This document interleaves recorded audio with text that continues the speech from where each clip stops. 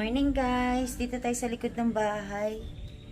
Ay, dito nga ako pumunta kasi kukuha ko ng tsinelas para lumabas.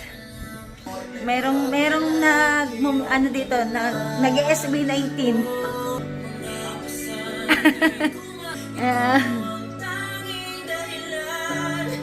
Kukuha kasi ako ng may titingnan ako dun sa likod bahay. Tapos, sabi ko parang may kailangan akong kunin. Kasi sabi ko magluluto na ako. Eh kaso, yun nga. Tawag dito. Ano ba? Parang nawawala ako sarili. Anyway, ano na nga. Meron sa amin nagbigay maagang maaga ng bagong harvest na kalabasa. Hi! Ang kulit to. Eto guys, mga ano to, asong dito lang. Gala-gala lang dito sa amin ngayon. Gustong-gusto na nila dito sa amin kasi lagi silang kakain. Sige na, dun ka na. Sige na, dun ka na. Mag-ano tayo ng kalabasa. Ito, bubuksan natin yung kalabasa. Ang kulit niya kasi, oh. Ito, dog food nila to, oh. Binibilihan namin sila dito ng dog food. Kaya dito sila nag-stay. Alis ka dyan! Ayun. Pinakuha siguro ng daga. Kaya ano. Magluluto tayo mamaya neto. Haluan ko ng natira naming mga karne sa rep. Nanonood. Na-influensyahan ko na rin sa SB19 yung batutay. Labas tayo. Tingnan natin kung ano yung pwede nating ma-harvest pang sahog. Natutuwa ako sa bongging bilya ko, oh. Ang sigla-sigla. Ganda, oh. Ang ganda. Laki ng bulaklak. Dahil tagbulaklak niya ngayon, hindi ko muna siya ipoporon. Pero alam niyo, gusto ko talaga tanggalan na ito, oh, para magsuhi. Pero baka kasi magtampo. Ganda, gumanda na sila. Tapos dito, ito, oh. Hi! Ginagawa tong tsa sa eBay. Dami ko na ditong kailangan linisan, oh. Kasi hindi ko dito talaga dadamuhan. Ang gagawin ko, gusto ko dyan, yung mga ganito, lumaki. Ayan, yung mga ganyan, lumaki. Ito, biglang laki nito, oh. Variegated. Dun, ang sukal na nga din. Hindi ko na nalilinis. Wala na ako halos time. Yung isa kong ganito na yoka namatay. Ito, sumurvive eh. Kasi ayaw nila sa tubig. Gusto nila lang. Ang gusto lang ng mga yoka yung sa matigas lang. Sa dry lang. Yan, tanggalin natin ito. Lalagas talaga to guys. Tapos hanggang tumaas ng tumaas. Tapos maganda ang kulay ng bulaklak nito, kulay puti. Na mabango. Floral na floral. Ayan. Ayan, sana mag-okay siya. Dami na niyang anak, oh. Ito, oh. Malaki siya talaga. Ganyan. Yan, gumagapang. Ay.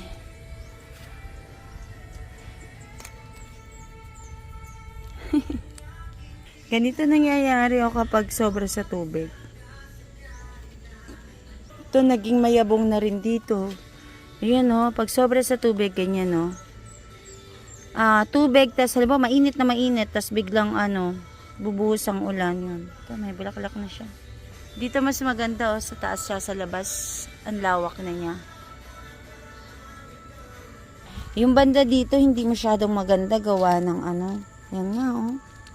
Kapag umulan talaga. Kasi dito bagsak ng tubig, eh. So kapag umulan, ito pala kailangan ko na itong pagapangin papunta dyan. Yan.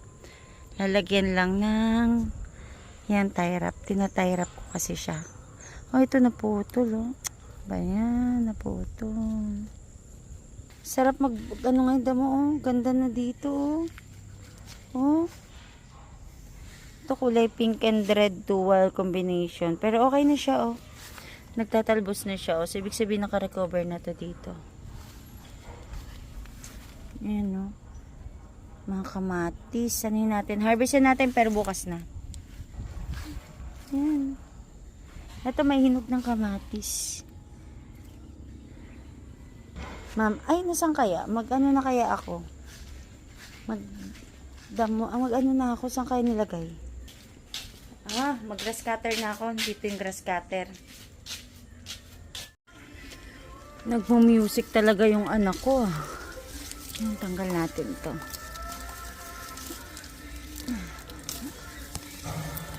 Ito, gumanda na din, oh. Dumami na siya, oh. Tinanim ko yun, isa lang, eh. Ngayon, dumami na. Ito, kulay purple to, guys. Tinanggalan ko. Tumaba na yung stem niya, oh. Ang liit lang yung dati. Ganda na. Ito yung yoka na namatay, eh. Wala na, lambot na, oh. Ito na lang padamihin ko. Ito, oh, padamihin ko.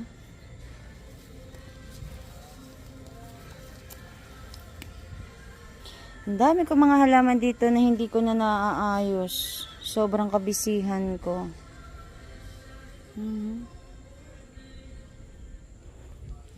Dami kailangan ayusin. Ito, kumakain ba kayo nito? Laki na, oh. Dito may tinusok din ako na bougainvillea. Ang ganda na. Hindi ko na to dito lilipat. Di ko tatanggalin. Dito na siya. Para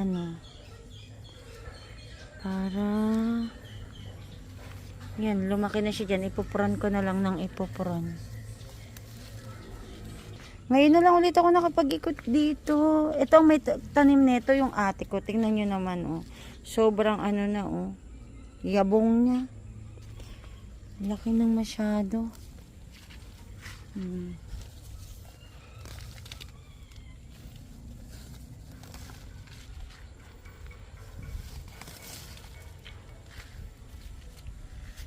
Meron din akong photos na gumagapang na, oh. Ayan, oh. Ang galing. Natin. Ito, ito na lang ang ilalagay ko doon kasi matibay ito. Ito may bougainvillea, oh. Saan kaya ito?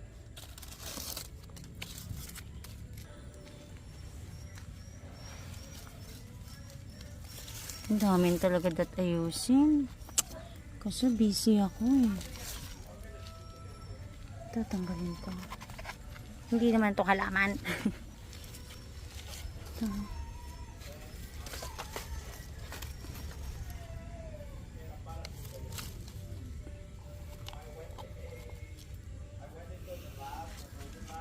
Ito daw, ginugulay daw to, eh. Pero hindi ko pa kasi yan subukan.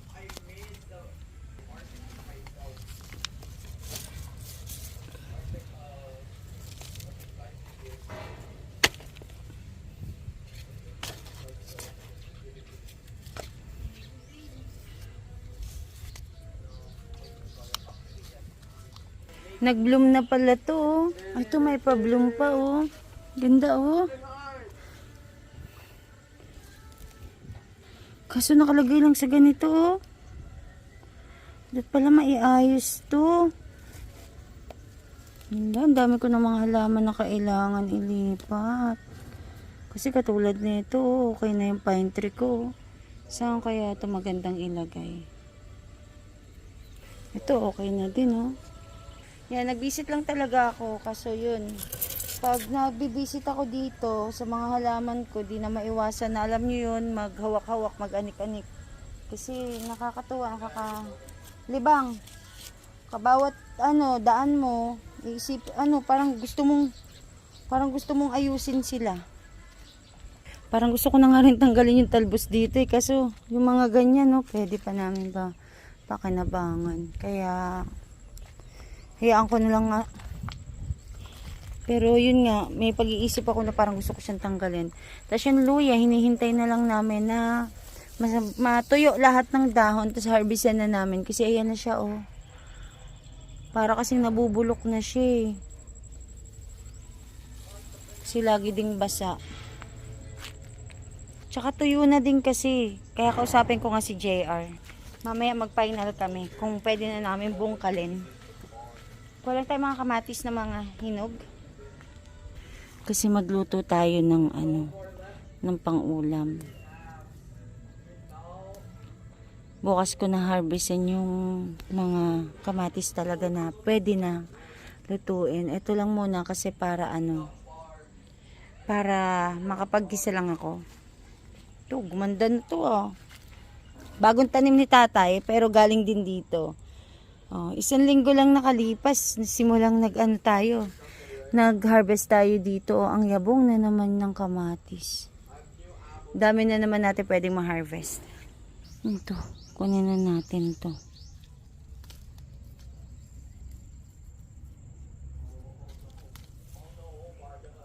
Tapos ito pa, oh. Oh, red, na, oh. Kaya dito, libre kami dito sa kamatis, eh. Wala tong season, guys. Basta tutubo lang to dito sa amin. Yan, o. So, anytime na gusto namin ng kamatis na wild, meron dito. Libre na. Bisitahin din natin yung aking mga halaman katulad nito. Ito ay sayote. Tingnan nyo, gumapang na, oh. Ang bilis niyang lumaki. So, okay na, nakagapang na siya. Tuloy-tuloy pa naman ang sayote, walang season. Malaki na din yung papaya ko dito. Taba na niya, oh. Madami din ako nakikitang bulaklak ng kalabasa. Okay natin dito.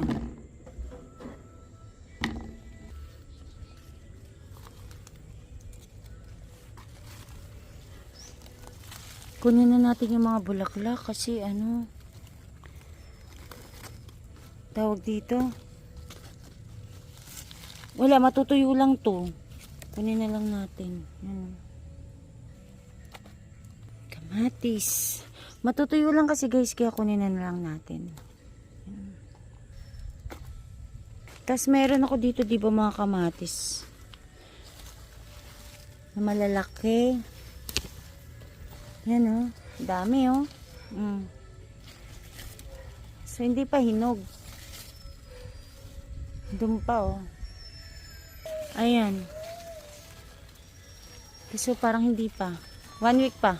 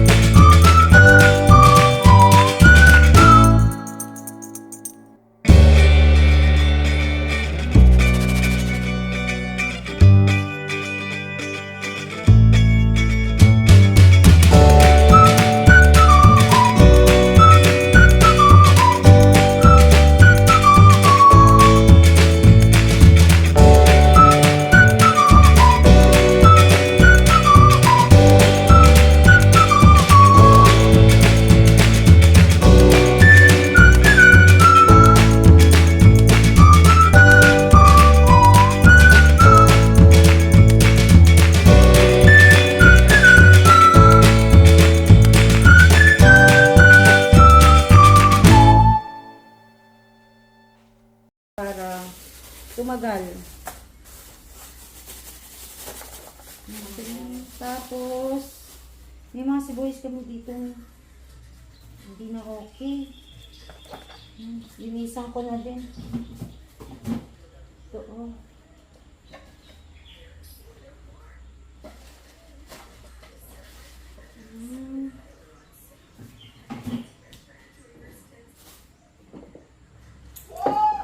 Look.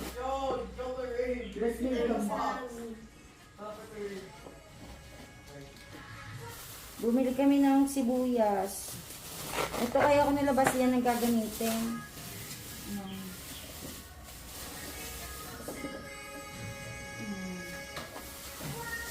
Yan, liwanag sa dilim. Pablo.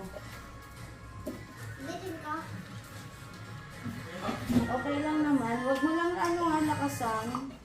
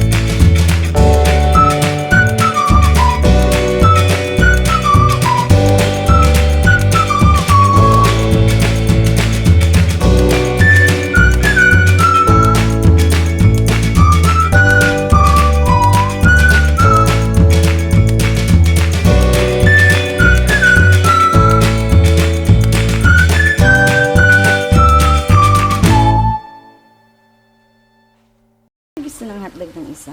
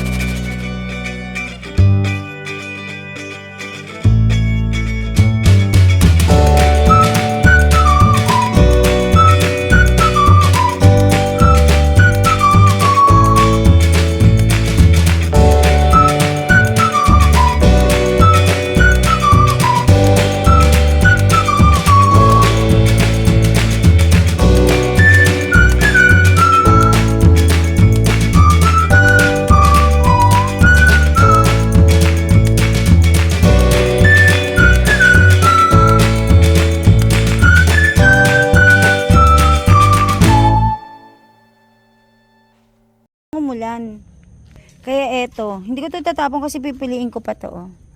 Ayan, oh. Tara na, Inday. Naligo yan mag-isa. Doon ka dumaan, no, sa hindi maputik. Pupunta kami doon. Doon ako nakita tara. doon. Ang lamig ng kamay mo. Nagluluto ako iniwan ko. Kasi dahil dito kay Batutay. Gusto niyang puntahan yung kalabaw. No. Muulan-ulan nga oh. Mahamog ta kaya maputik. Oh, ayun yung kalabaw. Bataan. Amoy bataan. Ayun na yung kalabaw, oh. Yan, oh. Hello! Ayun ang kalabaw, oh. Katali naman yan. Hello! Lapit natin na siya. First time ko. Kita. Tara na. Balik na kami. May First time mo? Oo. Hindi, nakakakita ka naman na. Kaso, tag dito, hindi sa malapitan. Yan, nakalapit kami.